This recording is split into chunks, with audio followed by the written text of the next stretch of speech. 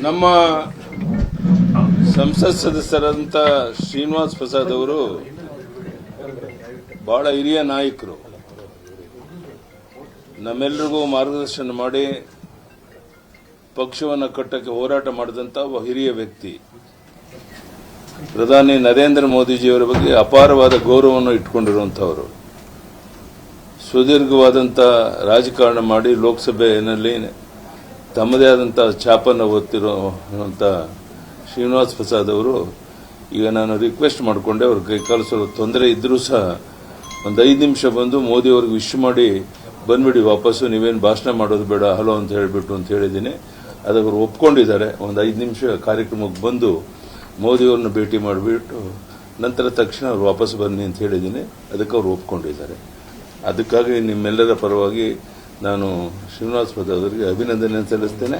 ಅವರು 5 ನಿಮಿಷ ಬಂದು ಹೋಗ್ತೀನಿ ಅಂತ ಒಪ್ಕೊಂಡಿದ್ದಾರೆ. ಸರ್, ಅಂದ್ರೆ ಅವರು ರಾಜಕೀಯದಿಂದ ನಿವೃತ್ತಿ ಆದ ನಂತರದಲ್ಲೂ ಬಿಜೆಪಿ ಜೊತೆಗೂ ಅಂತ ಸಂಪರ್ಕದಲ್ಲೇ ನಿಂತಿರಲಿಲ್ಲ ಸರ್. ಇವತ್ತಿನ ಕಾರ್ಯಕ್ರಮಕ್ಕೆ ಮೋದಿ ಅವರ ಕಾರಣಕ್ಕೆ ಒಪ್ಪಿದ್ದ ಹೇಗೆ? ಅವರಿಗಾಗಲೇ ರಾಜಕೀಯ ನಿವೃತ್ತಿ ಆಗಿದೆ ಅಂತ ಘೋಷಣೆ ಮಾಡಿದ್ದಾರೆ.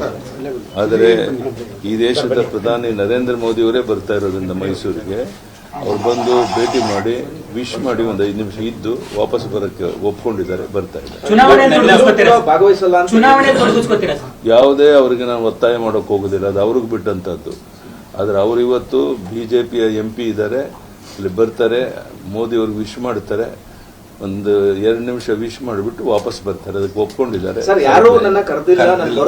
ಈಗ ನೀನೇನೋ ಬೇರೆ ಬೇರೆ ಮಾತಾಡಬೇಡ. ಈಗ ನಾನು ಬಂದು ಕರೆದಿದ್ದೇನೆ, ಕೇಳಪ್ಪ.